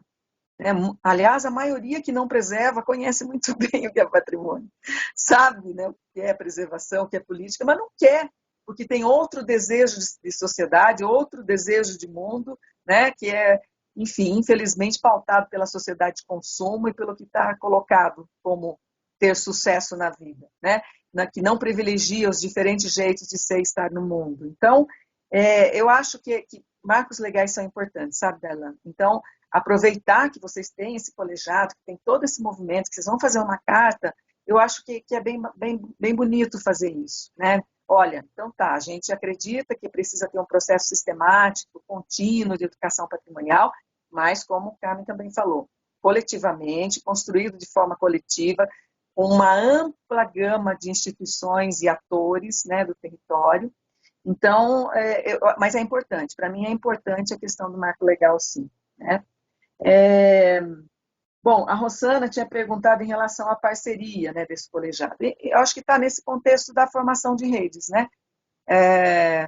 Hoje se tem um instrumento muito bacana, né, no nível federal, e acho que nos estaduais também, que é o acordo de cooperação técnica, né? E também com as universidades, que não requer repasse de recursos, né? O acordo de cooperação técnica tem que ter um plano de trabalho, onde as instituições que fazem parte falam, nós vamos ficar responsáveis por isso, outro vai ficar responsável por isso. Porque aí também é um compartilhamento, né, de técnicos. Vamos levar fulano para falar no evento, vamos trazer para a ação de educação patrimonial uma experiência que a gente acha bacana, quem pode, quem não pode. Então, o acordo de cooperação técnica é um instrumento bem interessante para fazer isso, inclusive com o IPHAN, órgão estadual de patrimônio, órgãos estaduais de patrimônio, enfim. E aí sempre lembrando que a gente tem a superintendência do IPHAN aí em Porto Alegre, né? E enfim, que isso tem que ser construído a partir das superintendências dos estados. Mas, enfim, é uma construção coletiva, né? Bom, acho que Carmen já falou da dimensão da educação patrimonial para além das escolas, né? Para além dos muros da escola. A gente, quando se aproximou do programa Mais Educação, uma das coisas que mais me atraiu no programa Mais Educação foi essa questão dos territórios educativos, né? E a defesa e a ação e a militância da professora Jaqueline Moll, né? De trazer essa importância dos territórios para a afirmação de vida e do direito das pessoas defenderem o seu patrimônio e a sua memória, né? Então, concordo, né, com isso que você está dizendo. Quer dizer, esses espaços que são espaços da vida das pessoas, né? As celebrações, as festas, a gente que chama de patrimônio material, imaterial, paisagem cultural, isso é muito uma linguagem do processo de patrimonialização da pesquisa, né? Tudo bem, a gente pode falar nas redes, né, nessa perspectiva horizontal de narrativa, mas o mais importante não é isso, as pessoas já estão defendendo o seu modo de vida. Então não tem como desvincular a escola desse território, né? Não tem como não entender que a escola ela está ali no território, ela está naquele espaço da vida das pessoas, né? E é fundamental pensar nessa ampliação, né? O programa Mais Educação tinha muito isso, de mapeamento dos territórios, né? Do que se tem a partir da escuta dos alunos e da comunidade escolar, né? E, para responder a Carmen, é isso que eu estou dizendo. Eu acho que no IFAM a gente tem um corpo técnico, né? Que defende, que luta, e a gente, como técnicos, servidores, concursados, estáveis, a gente coloca os nossos pareceres, enfim, tem um sistema de informação do governo federal que tem que ficar lá, que é o SEI, a gente tem que colocar as coisas lá. Então, a gente tem trabalhado com essas perspectivas, sabe, Carmen, de afirmar o que a gente acredita, do que a gente defende, né, que acaba sendo a vida da gente também, e é assim que a gente está levando. Acho que eu respondi. Uma coisa que eu queria falar de um exemplo também, da importância do território, né, e dessas trocas. Nesse projeto de Pernambuco, uma vez, eu também gosto muito de dar exemplo, assim, de professora, de aluno, e a gente estava fazendo uma atividade lá no Forte de Itamaracá, de arqueologia, né, mostrando, né, então, levou um arqueólogo, e aí o Natanael, que era um aluno de uns 11 anos de idade, ele ficou assim encantado, né, com o trabalho. E no final das atividades, eu gosto muito de dar sempre a coisa da expressão pelo desenho, né? E perguntar essas perguntas simples, que revelam muito. A gente pergunta no final da atividade, como você se sente agora? Simples assim. O que você está sentindo? Né? Ele desenhou ele assim, né? Escreveu tudo errado, né? Por conta, enfim, de todos os problemas que a gente sabe, da educação e tal, e da vulnerabilidade social da criança. Eu me sinto um arqueólogo. Escreveu arqueólogo, tudo erradinho. Eu até compartilhei isso nas minhas redes sociais, mas Natanael, ali, ele estava mudando o espaço de desejo dele, gente. Porque o que a gente tem, né, nos grupos, né, nas comunidades que estão em vulnerabilidade social? Infelizmente, a gente tem um desejo de visibilidade e que a maioria das vezes não é por motivos bacanas, né? A gente sabe, é o tráfico que está aí, outras maneiras, o tênis caro que eu tenho que comprar para eu poder ser reconhecido. Quando ele percebeu que ele podia estar no lugar daquele arqueólogo um dia, ele falou, eu vou ser um arqueólogo, né? Quer dizer, está aqui a pessoa que escreve sobre isso, a professora que vem, o historiador, o arquiteto, está todo mundo aqui junto com a gente conversando. Essas atividades, gente, são muito inspiradoras para as crianças, né? Isso é muito importante. E isso, cada vez que eu percebo, a gente faz isso, a gente percebe mais ainda, o tanto que é importante a pessoa se ver representada, né? E falar, olha, eu posso estar ali falando um dia, né? Esse desejo de visibilidade e tal. Então, eu acho que a educação patrimonial é potente no sentido de mudar esses espaços de desejo, de sociedade, de vida, né, de encontros. Acho que é isso. Obrigado, Sônia. A gente tem mais aqui algumas perguntas e vários comentários. A Elane Lopes Coutinho, ela pergunta, boa noite, parabéns primeiro pelas falas das professoras Sônia e Carmen, e aí ela fala sobre a natureza da categoria do bem seriado e a possibilidade de salvaguarda de elementos em territórios geográficos distintos. Pergunto se a proteção de bens seriados se assemelha à situação protetiva da chancela da paisagem, que necessita de pactuação entre os entes e a sociedade. E a Cláudia, ela pergunta qual o papel, né, para as duas, qual o papel da educação para o patrimônio na formação inicial de profissionais de diferentes áreas, e principalmente de docentes. Bom, a Mônica já perguntou sobre a disponibilidade do TCC, que a professora Carmen já respondeu. Que mais? A Frinéias, a mim, que é servidora aqui do IFAI, no estado, diz que foi excelente fazer essa análise sobre os projetos das prefeituras contempladas no edital, Carmen. Será uma importante referência para avaliarmos os resultados e continuidades dessa ação pública. Parabéns. A Rosana diz que a especulação imobiliária destrói patrimônios, espaços sociais antigos e consolidados como os becos, né, que fazem sentido para tantas pessoas. Né? E o Diego, ele pergunta, a portaria do IFAM, junto à política de educação museal editada pelo IBRAM, poderiam ser considerados marcos legais pioneiros no Mercosul. Haveria exemplos de outros países com políticas semelhantes? Mais essas perguntas, então, para a gente debater mais um pouquinho. Carmen. Eu acho que agora sou, né? Porque eu já comecei na outra rodada. Pode ser. E as perguntas estão muito... Agora eu acho que direcionando. Da Sônia. Não, tudo bem. Essa questão do bem seriado, né, da candidatura das fortificações, justamente porque você tem uma série deles em vários lugares do Brasil. Eu nem sabia disso quando eu entrei, né, no projeto e comecei a trabalhar aqui no IFAM com isso. A gente tem mais de 100 fortificações, gente. É uma coisa maluca, assim, em rio, em fronteira e não fronteira também e tal, né? E essas 19 fortificações, por critérios técnicos e tal, foram elencadas, né? Muito por dizer do território brasileiro, né? Da formação do território brasileiro, né? Não é muito a minha área, tá, gente? Então, assim, vou responder o que eu conheço, né? É diferente da chancela de paisagem cultural, porém tem um elemento que é bastante interessante, que é como vem sendo construídas as candidaturas a patrimônio mundial no Brasil, que é sempre nessa construção coletiva e nessa tentativa de um plano de gestão que seja compartilhado entre instituições e entes, né?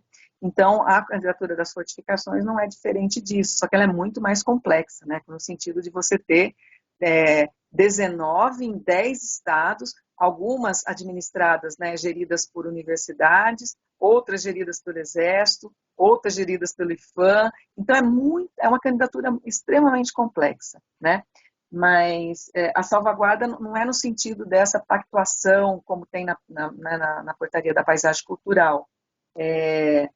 Enfim, é o que eu consigo responder. Não é muito a minha área, mas depois pode encaminhar a pergunta que eu mando para a área aqui do IFAM, que trabalha com essa questão das candidaturas e reconhecimento do patrimônio mundial. Tá? Bom, a portaria do IBRAM, né, e a Política Nacional de Educação Museal, elas têm elementos muito comuns. Eu acho muito bacana isso, né? O IBRAM saiu de dentro do IFAM. Até 2009, o IBRAM era o Departamento de Museus, né, o DEMU, dentro do IFAM. Então, o histórico da educação patrimonial, né, naquele livro que a gente traz um pouquinho isso, mas tem muitas dissertações que trabalham também o tanto que a museologia social, os museus de território, também a aproximação desses temas com a decolonidade, né? Eu acho que tem tanto universo de pesquisa aí, né? Mas eu acho são marcos legais importantes, né? Isso, a gente consegue hoje falar, olha, o IFAM defende uma educação patrimonial com tais e tais princípios, que se parecem muito, mas eu acho que o IBRAM, nesse ponto, avançou muito mais, gente, né? O IBRAM avançou muito por ter uma política nacional de educação museal, né? O IBRAM avançou mais, por exemplo, hoje ele tem um curso de inventário participativo junto, né, com a ENAP, com a Escola Nacional de Administração Pública, inclusive estão abertas as inscrições, né, pelo IBRAM. Então, nesse sentido, por conta do IBRAM ter sido formado com um núcleo forte da educação, da museologia social, né, de uma outra concepção de museologia, eu acho que teve um avanço bacana, né?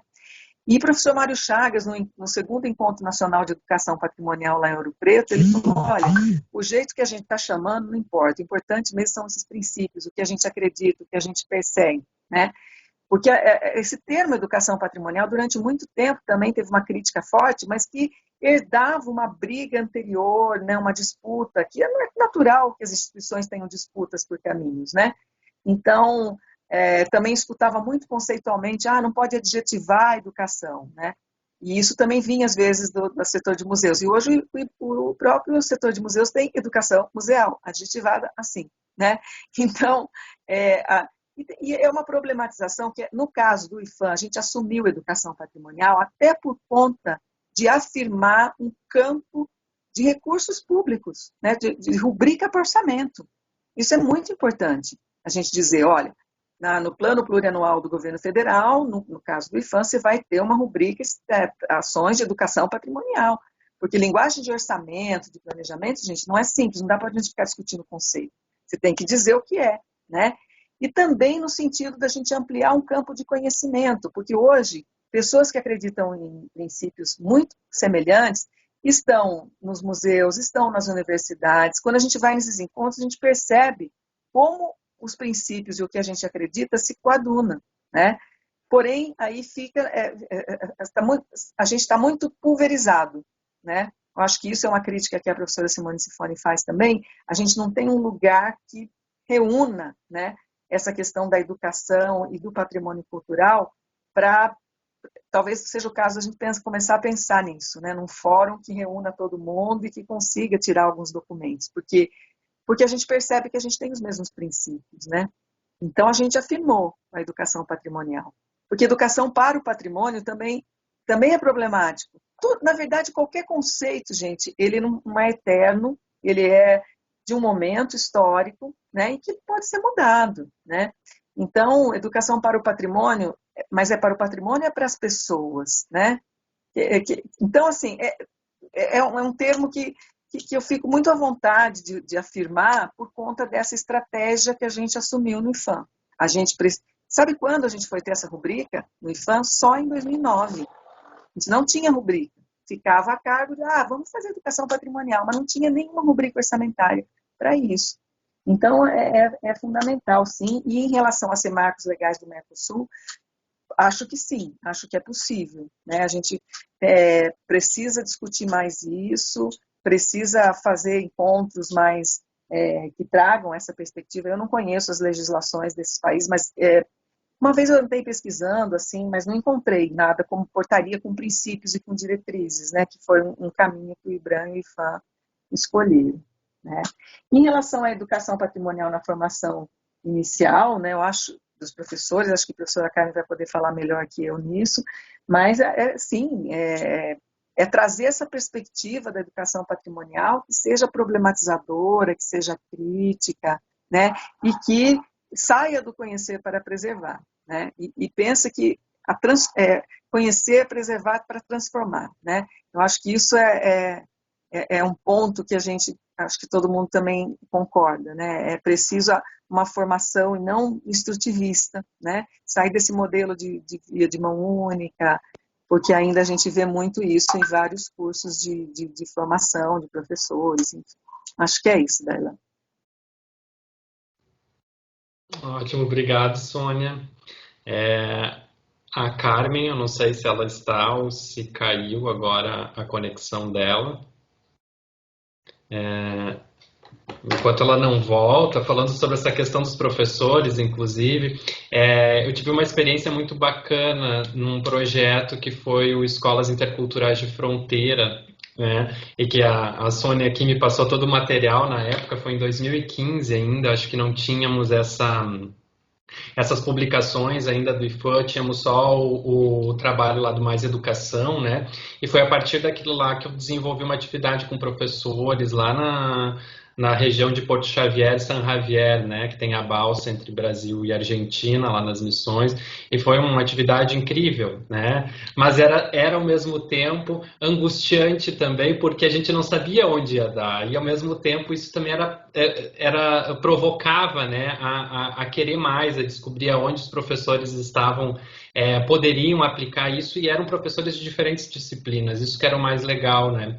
Então, apesar de ter sido uma experiência curta, ela foi muito, muito produtiva e partiu desse material do Mais Educação, né, dos inventários participativos, e foi, assim, inesquecível. Tanto é que até hoje os professores me procuram e contam coisas que fizeram, atividades que ainda desenvolveram, né, e isso foi incrível, foi marcante mesmo. Não é marcante só para quem para os professores, mas para mim, aquele que estava ali mediando essa atividade, foi um trabalho incrível, que realmente rendeu frutos. E lá no interior, lá numa cidade pequena, né, na região de fronteira, eles descobriram tantas coisas da cidade deles que eles não tinham ideia, né? E não foi... não fui eu, né? Foi eles mesmos, né? Em conjunto, né? No coletivo. Isso foi muito legal, assim. Eu não sei se a Carmen voltou. Acho que a Carmen caiu mesmo, o acesso dela.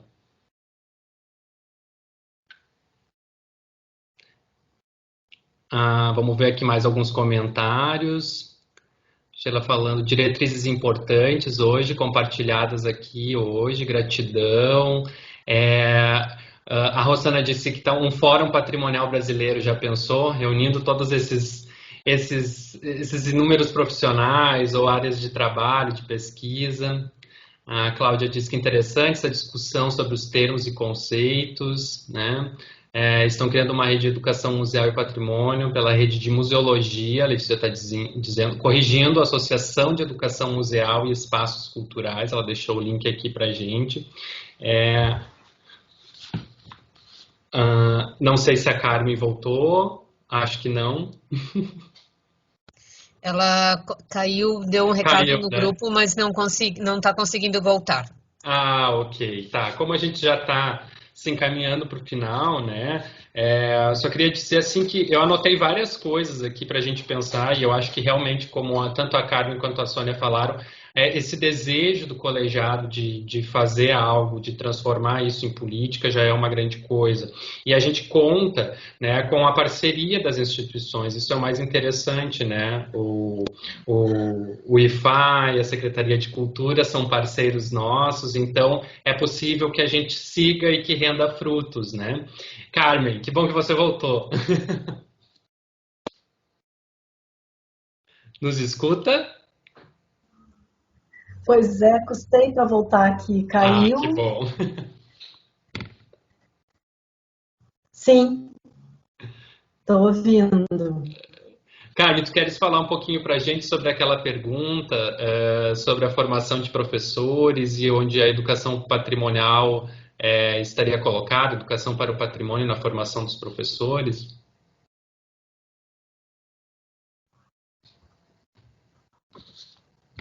Então, eu queria comentar as outras perguntas, né? A Sônia respondeu, e aquela questão do deslocar a aula, né? Que eu acho que a educação patrimonial na formação do professor é exatamente, eu acho que de trabalhar com uma ampliação de fontes, né? Porque o patrimônio, a cultura material, o território, né? Eu acho que tem todas essas possibilidades e também acho que na formação inicial, na formação do professor e na continuada, a educação patrimonial também ela está fazendo uma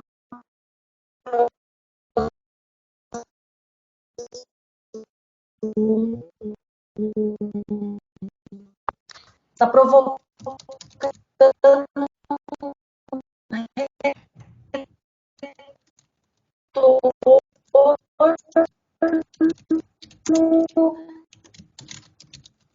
Acho que estamos com problema, né, com a Carmen, não estamos conseguindo ouvi-la. A conexão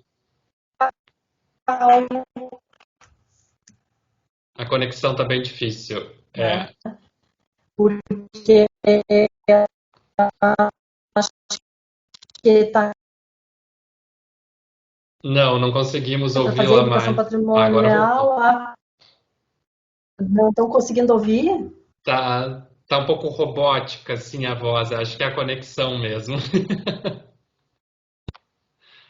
Eu acho que caiu novamente. Mas apesar, né, desse imprevisto que acontece, né, nas redes aí nesses momentos, a gente tem a certeza que vocês ficam à disposição também, né, para qualquer pergunta, para contatos. Então a gente pode retomar isso, essas questões num outro momento. E eu queria agradecer imensamente, né, em nome do colegiado, em nome das instituições parceiras aqui, tanto a Carmen quanto a Sônia, por essa tarde maravilhosa, por essas trocas, né? Eu queria dizer, antes de tudo, oi, Carmen. Eu entrei no celular agora. Tá Ah, difícil. então. Então termina por favor.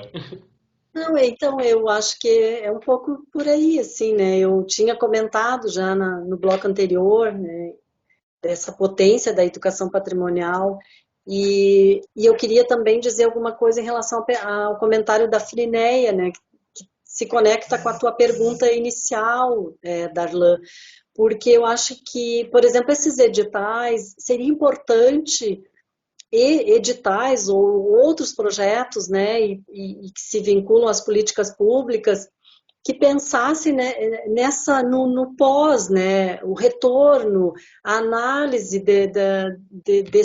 desses programas, dessas políticas, enfim, e aí entra, eu acho que o papel da universidade, porque a gente teve uma certa dificuldade no acesso às informações, né?